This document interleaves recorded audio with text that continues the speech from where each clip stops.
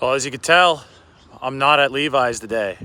49ers have a walkthrough, no training camp practice. This is Bernal Heights in San Francisco. Maybe we can call it hiking with Lombardi.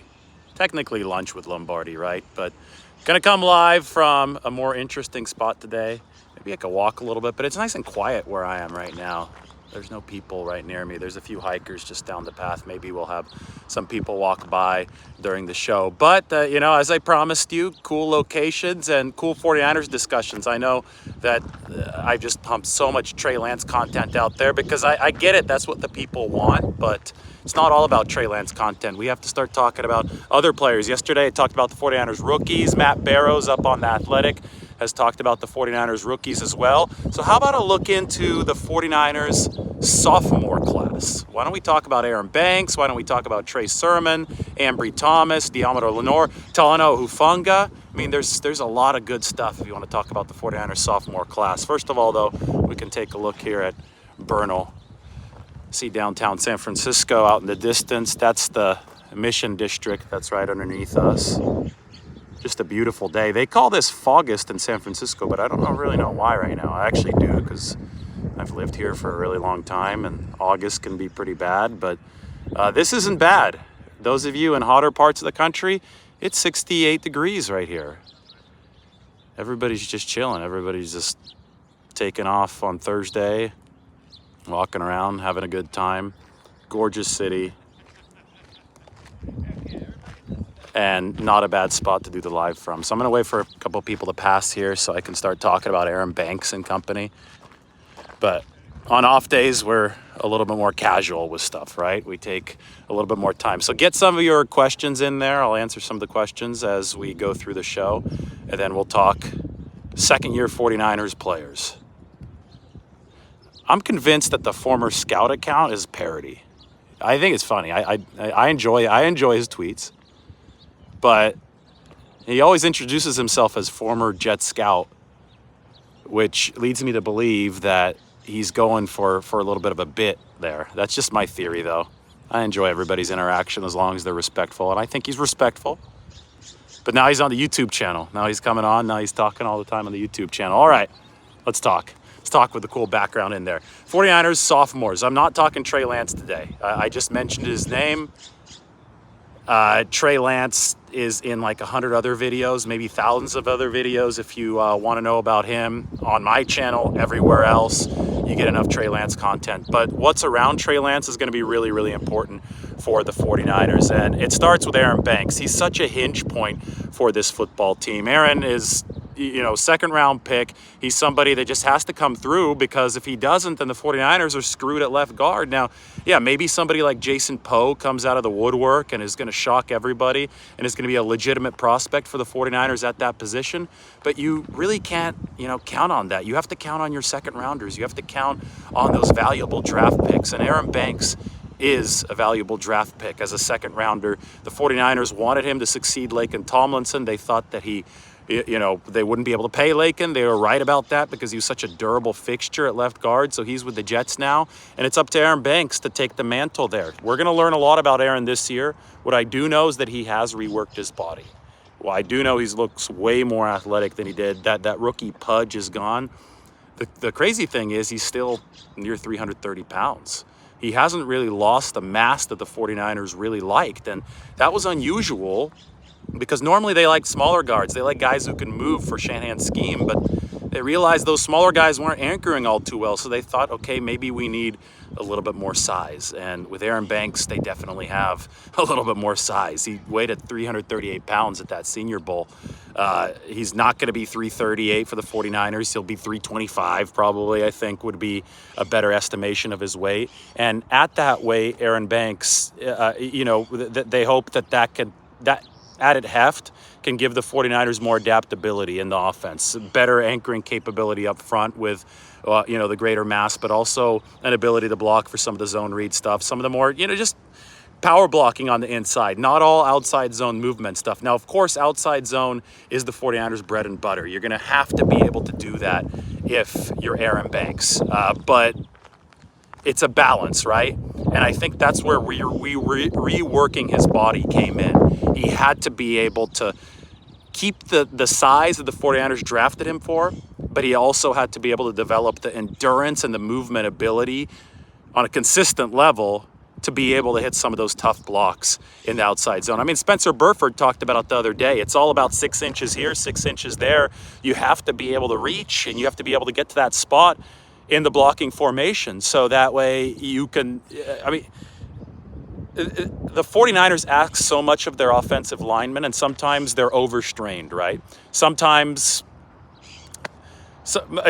when you ask so much athletically, sometimes you have to compromise. Sometimes you get a little bit smaller, and because of that, you can make the nice run blocks, but the pass blocking isn't great. The anchoring and pass protection doesn't get the job done. Well, the 49ers want to have the best of both worlds with Aaron Banks, and we'll find out if they can have that starting this season. And it's going to be really important. It's going to be a hinge point for their offensive line. All right, on to Trey Sermon.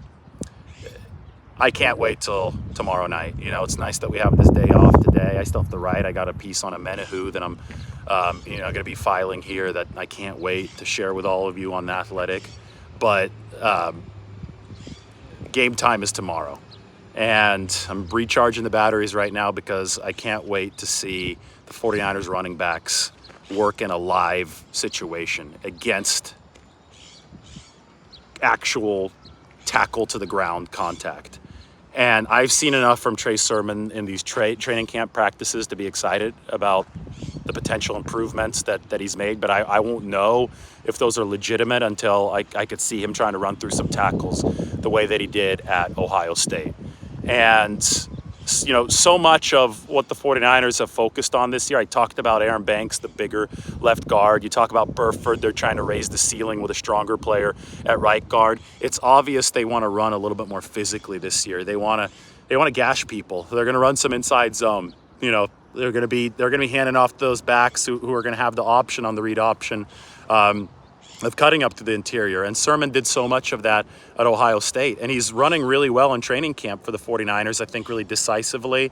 He's added a few pounds, but it's good weight, it's muscle. But I can't sit here and lie to you and tell you, Trey Sermon is going to be the truth this year, because I haven't seen him run through tackles yet. And that's so much of what playing the running back position is. So jury is out on Trey Sermon. And practice looked good yesterday, but there's still so much to prove and so much to do. And I think that's going to be one of the keys of the 49ers game on Friday. And all three of these preseason games, we want to see what Trey Sermon could do as far as live tackling and live tackle breaking goes. Other third rounder, Ambry Thomas. I don't think Ambry's had the best camp, but he's getting his opportunity now. It seems that he's been a victim of Brandon Ayuk's awesome camp time and time again. Yesterday, deep out Trey Lance over Ambry Thomas.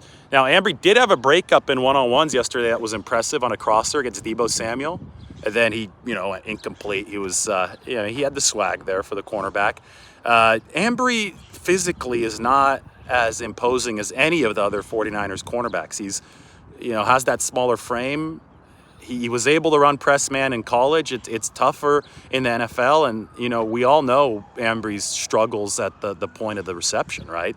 That was the book on him last year. Good movement ability, was always in position to make a play, but then it was tough for him to actually make the play due to some of that lack of strength. And he won one that had me really, really surprised this camp against Juwan Jennings. It was one-on-one, and he won at the point of attack, and we hadn't seen Ambry win too much at the point of attack.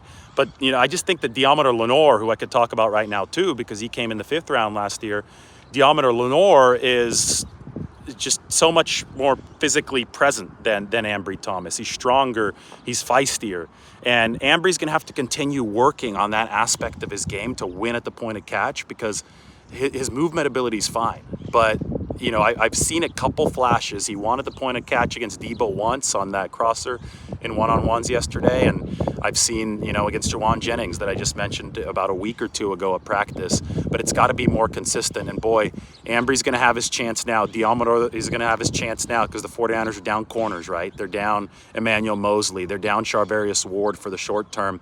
And, that could be a blessing in disguise for this football team, because you get those guys a rest right now, no more serious injuries, those are just strains. And over the last half of camp here, after those guys have broken, you don't worry about Charvarius Ward or Emmanuel Mosley or even Jason Verrett. Once those guys are healthy, they'll be ready to go.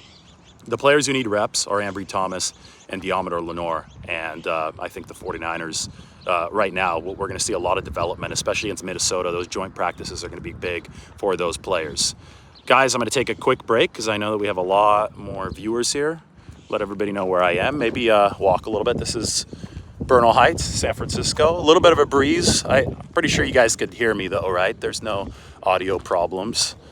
It was too windy on the other side, so I didn't want to do a show where the audio was too badly compromised. Now this is a sweet deck. Let's check out this guy's deck.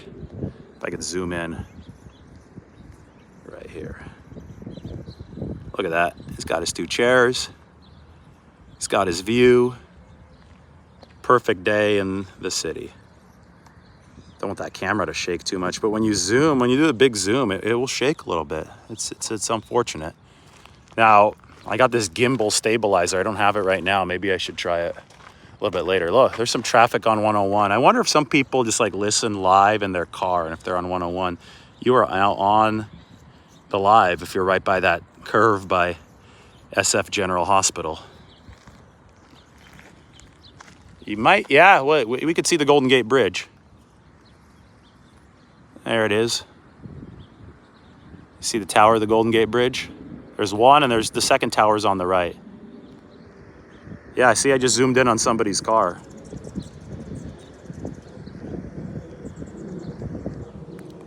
Cool. All right, I'm gonna take a few more steps up. I'm gonna go by this tree. Get a little bit of shade. Maybe the shade will be good for the lighting here. And you can see the fog rolling in over the ocean. Sunset District right now is in fog. That's foggist for you. There's Sutro Tower. Yeah, maybe the shade's where it's at. Yeah, way better lighting. That's what I'm talking about. We'll stand in the shade. Maybe go right there. Nice. Yeah, you get the city, you get the tree, you get everything. This is the spot right here. Okay, where were we? We just done talking about Ambry Thomas and Diomedor Lenore. That means it's time to talk about Talanoa Hufanga. Hufanga, the 49ers picked up a little bit later in the draft, right, last year. Lower rounds, but one of the more impressive performers. You talk about the sophomore class turning it up. Talanoa Hufanga turned it up last year. 3rd safety in the 49ers rotation. It really looks like he's the 2nd safety in the 49ers rotation this season. One of his most impressive plays of training camp was yesterday, where he was playing that center field safety position, and Trey Lance tried to go to Brandon Ayuk on a crosser, and it didn't work. Talanoa Hufanga preyed on that pass, saw where Trey's eyes were going with it, crashes down from center field and just bats it down all in one fell swoop. It looked like a Troy Polamalu play. And I mean, we can make those comparisons all day, right? Former USC DB with long hair that, could be in any of those Head and Shoulders hair commercials. And he works out with Troy Polamalu in the offseason. So the comparison is just begging to be made. But sometimes Talanoa Hufanga has given us a Troy Polamalu-like instinctual play. And we saw that yesterday. We saw it the day before. Almost picked off Trey Lance on the sideline. Pick 6 against Trey Lance for Talanoa Hufanga. I love the way that he's coming along. And it's a great story because he's not the fastest guy. There's a reason he fell all the way to the later rounds, and that's because it was only a 4.6 40 for him. Maybe even a 4.7, right? I mean, it wasn't fast. And I think, yes, that is a weakness to his game. He's not a burster like Tarvarius Moore, who's the other safety in that competition. Tarvarius is a 4.3 guy. And Tarvarius is also going to play this year. I mean, he's been getting some first-team reps. But what I think is the 49ers are going to run some 3 safety. And I think they're going to play to each position, each player's actual skill set. So with Tarvarius Moore, you want him to be a turf feeder. You want him to play a little bit further from the line of scrimmage. You want him to be able to take up a lot of that space, right, in the passing game so that windows close quickly. Talanoa Hufanga's better near the line of scrimmage. And guess who the 49ers lost? They lost K'Wan Williams. He's a Bronco now. And K'Wan, his coverage skills had regressed a bit toward the end of his time with the 49ers. I think they might be better at nickelback with Darqueze Dennard now in coverage, but K'Wan's blitz ability was elite throughout his time with the 49ers up, until the very end, until last year. And how are they going to replace K1's blitzing ability? Because I don't think Darqueze Dennard is that type of blitzer. And I think the answer is Talanoa Hufanga.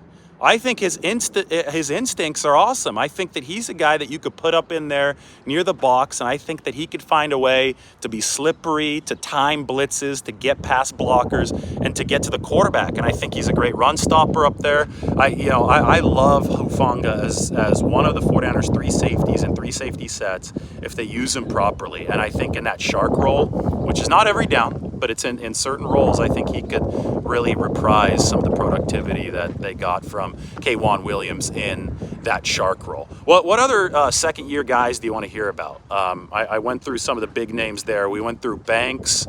We went through Sermon, Ambry Thomas, Diameter Lenore, Talanoa Hufanga. If you have anybody in particular, any questions that you want me to hit right now, just put them up on the screen. Obviously, I'm not at Elijah Mitchell. Yeah, that's obvious one. 6th round pick. I mean, Mitchell took the day off of practice yesterday. Mitchell's the top running back. But top running back doesn't mean run and get him on your fantasy team because he's going to get 20 carries per game, right? Top running back means he's going to be the leader of the committee. And Shanahan is very, very intent on this being a running back by committee situation this year. I started off talking about Trey Sermon. I see a question from a handle name Your Average Guy. Sermon, I think, is doing fine, but I really need to see Sermon with the few extra pounds that he's put on. I really need to see him against live tackling. Tomorrow's a huge day for Sermon. It's a huge day for Ty Davis-Price. I know this is not about the rookies, but all of these running backs, I mean, Elijah Mitchell has proven himself, but these running backs not named Mitchell that need to make a big step this year, preseason is going to be important for them. And 3 games in 13 days are coming up. Jalen Moore, good question. Why don't I walk a little bit further? Get you guys a look. There's a look at the top of the hill here at Bernal. You can rotate around, see the city. If I go a little bit further, though, it's just such a beautiful day. So I want to, like I said at the top of the show, lunch with Lombardi, hike with Lombardi, whatever you want to call it. And we'll talk about Jalen Moore here in a little bit. Somebody asked if Jeff Wilson's a lock at number 2. That's not the right way to frame it. I really think Shanahan's going to go by committee. But he means it. It's not just by committee and then there's just one back or 2 backs running. He wants to rotate a lot of these guys. And I think that Mitchell's number 1, because Mitchell's the proven commodity, but Jeff Wilson's running well, and you could go 2 through 4. I think he's going to go through that big rotation of guys. So and they're going to have specific roles as well, depending on what the 49ers call, right? So Wilson is running well, but don't pigeonhole these guys into numbers. I don't think that's the most accurate way to describe how Shanahan's going to run this backfield. All right, hopefully it's not too windy where I'm at right now, but Jalen Moore, he has played almost exclusively tackle during training camp, and the 49ers keep on saying that they want to try him out at guard, but because McGlinchey and Williams are on pitch counts, they haven't really been able to try Moore out at guard. And it's gotten to the point where I'm like, okay, well, now Spencer Burford's going to start because it's been so many practices in the camp. Moore hasn't gotten those full guard reps. Moore might be the leader in the clubhouse to be the 49ers swing tackle this year. McKivitz did it last year. Was McKivitz great? No. I mean, McKivitz does get some credit for stepping in against the Rams and not totally collapsing, but he still gave up 5 or 6 pressures. So there's still room for improvement on that front, right? And McKivitz too. They're talking about McKivitz as a guy who might be a guard for them, that they might prefer a guard over tackle, but they need the swing tackle. One benefit of potentially seeing Daniel Brunskill be the 6th man is that he could be your swing tackle, right? And he did a great job in that 2019 season in that swing tackle role. So for me, it's a matter of versatility along both of the lines. They have D linemen that are versatile. They have O linemen that like to be versatile. And I think that the interior line has been so sketchy for the 49ers in recent years, especially beyond the starters. But even right guard, has been a problem no matter who's in there over the past few years, that it would be really nice to see a player like Jalen Moore or a player like Colton McKivitz have a chance to develop a bit at guard. The issue is that that hasn't been happening, and it's been mainly because they need bodies at those tackle positions on the outside. So hopefully that answers your question about where Jalen Moore is right now. I went back to the shade. Lighting's just better in the shade.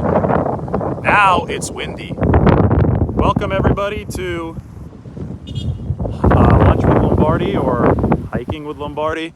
I'm on Bernal Heights in San Francisco. This is a cool shot right there, right through the trees. That's awesome. I'm gonna have to go in a little bit, get a little bit of food. Nice 20-minute show though, so we had fun.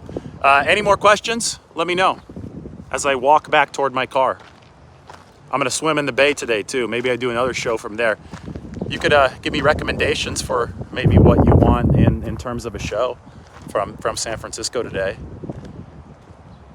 Well, Jimmy to the Browns, I mean, that's been something I've talked about a lot, right? I mean, I'm surprised that the same newspaper that reported that the Browns would consider Jimmy Garoppolo of Deshaun Watson's suspension as a year long, that same newspaper like a few weeks ago said, oh, they're not interested in Jimmy. I'm like, are you guys crazy? Of course they'd be interested if Deshaun Watson's suspension was long enough. So I think it only makes too much sense. I think they should do a conditional trade right now, just like Tim Kawakami, my colleague at The Athletic, suggested. If you don't know how long the suspension is going to be, just say, hey, if the suspension is more than half a year, third-round pick. If it's a whole year, a second-round pick. So, something like that. Or if the suspension only ends up being 6 games, then if you're the Browns, you only give up a 5th or 6th rounder. Something conditional, because it's so unpredictable. We don't know what the National Football League is going to do. So I would, I think it's one of those things where the 49ers and the Browns are probably being stubborn right now, but the longer this draws out, the more that Cleveland risks just wasting a veteran roster that I think has some talent. So as far as Jimmy Garoppolo's salary goes, guys, he's not guaranteed any money this year. So the salary's not too high. You can't like, I mean, you have the leverage as any acquiring team to negotiate a lower salary, because it's not guaranteed to Jimmy Garoppolo until like September 10th. If and when he makes the week 1 roster, 53-man week 1 roster. So I wouldn't worry about the money. One more look here. I know you can't hear me probably because of the wind, but that's why I'm about to end the show, because we're doing an outdoor show today. Justin School's with the team, working out a tackle. He's played some guard before for the 49ers too. 49ers won't sign J.C. Tretter right now because as of this moment, they're happy with Jake Brendel and Daniel Brunskill at center. They might, do something more drastic if that ends up not being the case after some of these preseason games. Cool. All right, guys, that's it. I got to go. Work to do. Articles to write. Sub to the channel. Like the video. More cool stuff coming, maybe even a little bit later today. This is what I do on my days off. I don't like to sit inside the dark room. I like to get out and about. This is the most beautiful area of the country, so why not take advantage of it? Location today, by the way, those of you just joining, this is Bernal Heights, San Francisco. You can take a look at the view just south of the Mission. All right, everybody take care. Thanks for joining. We will talk to you all very soon. Bye now.